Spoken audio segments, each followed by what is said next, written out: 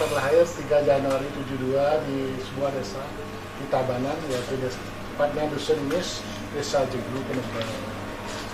Itu ibu saya nggak bisa baca tulis, bapak saya nggak tamat SD, nggak sekolah. Mereka buruh tani, tapi saya termotivasi dengan kegigihan orang tua walaupun dia nggak bisa baca tulis. Tahun 81 bapak saya dapat penghargaan dari Presiden Soeharto sebagai petani pemenang Supra Insus. Tahun 81 bapak saya walaupun nggak tamat SD dia ke istana karena sebagai seorang petani walaupun nggak punya banyak karena itu subak ya. Dia pengurus subak waktu itu. Tahun 81 dia saya kelas 2 SD saya digendong sama Pak Harto. Dan itu yang bikin saya semangat. Dulu saya kecil bandel tapi dulu petani nggak ada artinya, pendapatan tuh nggak ada. Itu yang memotivasi diri bapak harus menjadi sesuatu ya.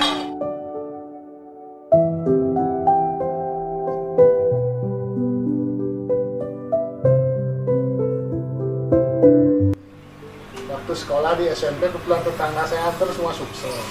Saya aja dari keluarga di desa itu berbanyak, sangatlah kalau dari segi materi mungkin agak kurang dulunya orang tua. Bahkan saya sering diledek, rumah nggak punya itu di desa, mungkin sekolah nggak bisa sampai SMP, karena saya buktikan saya harus bisa.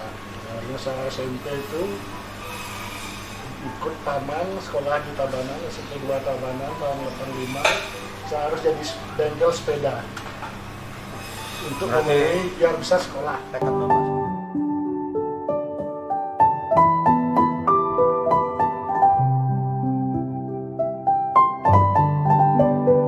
Apa perempuan Pak? Ibu. Sosok ibu menurut bapak sosok seperti apa? Yaitu doanya yang tulus. Ada kenang-kenangan sama ibu? Sangat tulus, pokoknya setiap dia berdoa apapun pasti dia doakan saya selamat, dan setiap saya ada cobaan sakit atau apa dengan doa seorang ibu pasti ada jalan untuk sembuh.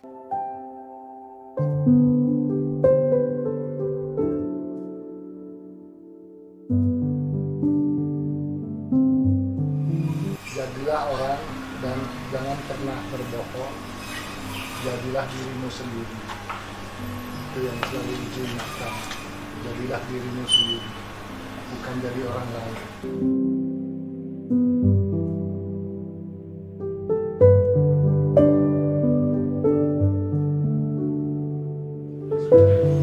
Sebelumnya saya kerja di hotel. Oh, pekerja dulunya Pak ya? Saya bekerja dari tahun 91. Saya dari nol, nggak ada sudah. Atau saya kerja di hotel sambil kuliah. Tahun 91 itu saya kerja di sekolah di Renon 1 tahun sambil lulusan room division, kemudian saya kerja sambil kerja jadi room boy di Lada Bed Hotel sana. 3 tahun kita di sana.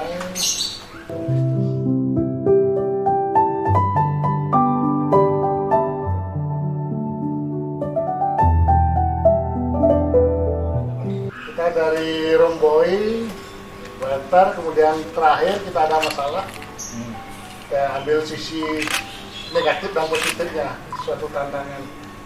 Nah, kita servis tamu dengan bagus, tahu tamu ngaku kehilangan, dan tanpa sebab kita dicurigain. Nah, akhirnya kita coba usut, ternyata ada teman yang berbuat, tapi kita yang kena getahnya, tim kita kena getahnya. Karena kita keluar,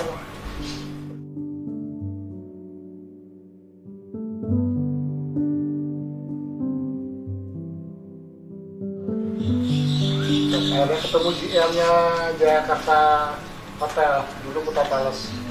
Ketemu GM-nya Pantai, ngobrol, kita ditawarin mau nggak jadi marketing. Kita dari room division pindah ke marketing, suatu jauh beda. Oke, kita coba. Kemudian tahun 94 tuh kita Kita baru setahun jalan kita jadi the best employee. Itu langkah awal saya. Kemudian di Jakarta saya bertahan 1,5 tahun, pindah ke wisata hotel. Diajak juga oleh seorang GM yang orang Scotland. Kita di sana dikasih kesempatan di business development, di marketing. Akhirnya memanage sales juga di wisata kurang lebih 9 tahun. Dan lama juga berpikir, kita sebagai orang Bali terikat dengan adat, kita sering ngayah, kita minta libur. Kadang-kadang orang asing itu belum bisa menerima kenapa orang Bali itu kok suka libur gitu. Itu yang jadi dilema. Kalau saya terus bertahan di hotel, dalam benak saya mungkin saya nggak bisa punya hotel. Itu yang bikin saya motivasi karena saya beranikan diri keluar dari hotel, keluar zona nyaman, jadi tour driver, tour guide. Enak, freelance, kita dapat komisi, enak ngobrol sama tamu, banyak relasi. Tapi ternyata saya nggak kuat dengan AC. 2 tahun berjalan, habis itu saya lompat, punya modal sedikit, kita jualan telur dan beras.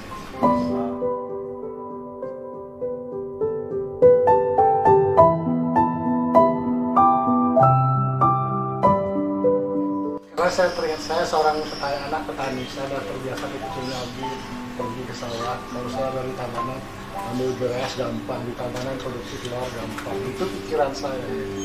Ternyata dari segi marketing kita belum paham betul. Saya lihat ternyata kita bisa masuk beras, ternyata di lapangan kita problemnya di finance. Banyak yang ngebom, akhirnya nggak bayar. Ya. Akhirnya kita supply telur, akhirnya mereka nggak bayar. Sedangkan kita modal kita kecil. Dan kembali modal kita banyak nyendat. 2 tahun kita jalanin, mundur lagi.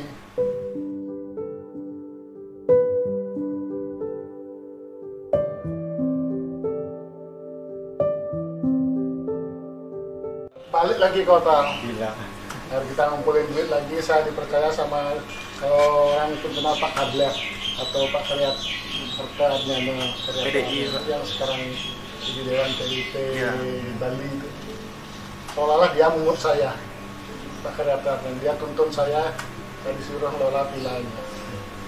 Akhirnya dia banyak mengajari saya bagaimana kita mendapatkan komisi di properti, bagaimana kita memanage sebuah villa, bagaimana kita bergaul, karena istrinya orang Australia, Ibu Melody, bagaimana kita bergaul dengan orang asing. Kebetulan gaji MGM saya selalu orang asing, dia base-nya orang asing, banyak saya dapat sisi pandangan kalau orang asing tuh quality yang diutamakan, menghargai waktu yang diutamakan. Kalau kita orang Bali, kita fleksibel dengan yardnya, gotong royongnya, kita harus seimbangkan. Karena dari sana kita dapat pencerahan-pencerahan dari Pak Kadlef.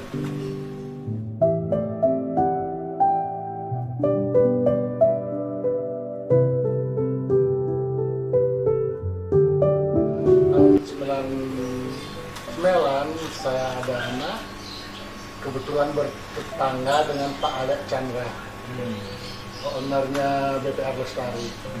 Tiap pagi kita ketemu, dia selalu mentorin saya. Akhirnya tidak mungkin kamu terus jadi pekerja pelayan gitu. Ya, suatu saat kamu harus punya usaha.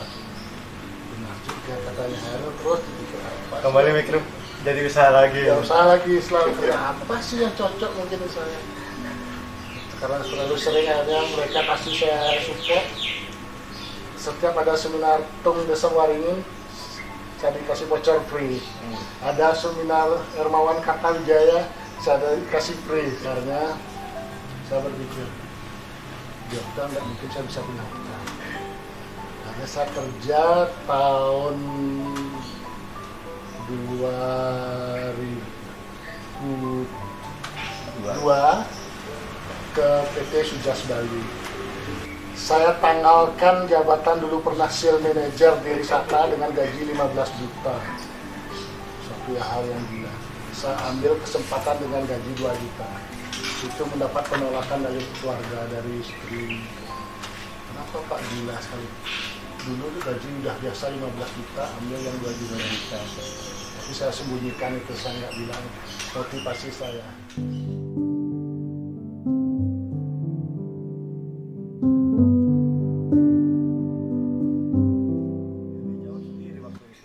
Saya lihat ada peluang. Kalau saya bekerja di meat processing, saya tahu prosesnya, bagaimana proses mengolah daging yang benar, bagaimana pendistribusian yang benar, kemudian apa kendala yang akan dihadapi di lapangan.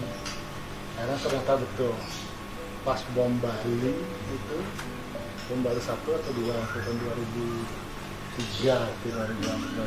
2003-2004. Saya dapat pelajaran dari seorang marketing, saya diperbantukan jadi debt collector, saya diperbantukan jadi driver karena karyawan semua di perusahaan besar di PHK, saya ambil banyak kerjaan. Akhirnya saya banyak belajar jadinya dari pekerjaan yang dibebankan, tapi itu pelajaran buat saya. Tahu sebelumnya di lapangan, tahu kendalanya. Akhirnya ketemu banyak relasi, terutama di Ubud, Candidase dan Lotina. Lama-lama, karena bos saya di Sojas itu orang Jerman, sedangkan di Ubud kebanyakan orang Amerika. Mungkin dari sana ada sisi yang berbeda. Orang Amerika, ngapain nih besarin bule, besarin dirimu sendiri. Suatu motivasi lagi dari orang Amerika, terutama bosnya nulis, Mr. Brian. Terus maksudnya apa ini, besarin diri sendiri? Oh ya, saya paham itu. Pertama saya dengarnya, oke, saya keluar dari Sojas, saya akan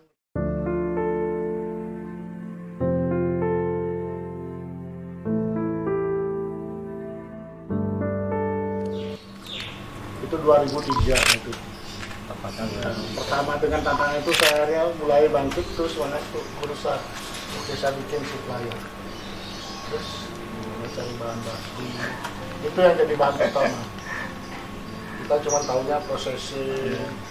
Karena kebetulan juga ternyata teman-teman ada yang udah keluar dari Sojas bikin sosis. Kita bantu, kita pagi-pagi bangun pasar, survei pasar jam 2 pagi dari pasar Kediri, pasar Kreneng, pasar Bandung itu kita survei terus, jalan terus.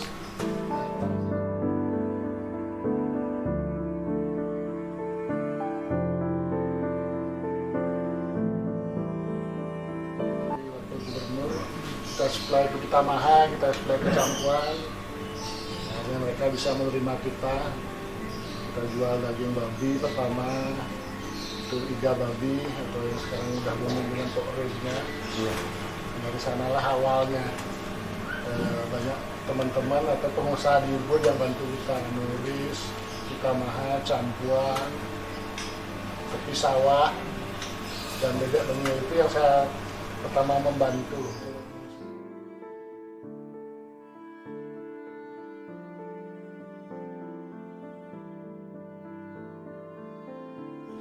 Juga target tiap tahun saya harus nambah 1 karyawan. Ternyata benar di tahun kedua kita nambah 1 karyawan, ada 2. Di tahun ketiga kita nambah lagi 1 karyawan, 3. Tahun keempat kita nambah, itu target. 4 tahun kita supply di Ubud. Akhirnya kita bisa, karena relasi kita bagus dengan chef-chef, dengan owner, kita direferensikan. Kita bisa supply ke daerah kita, sampai sekarang ini Pak ya? Sampai sekarang kita bertahan, walaupun pandemi COVID di Bali kita hampir stuck, restoran tutup, hotel tutup, ternyata selalu ada jalan.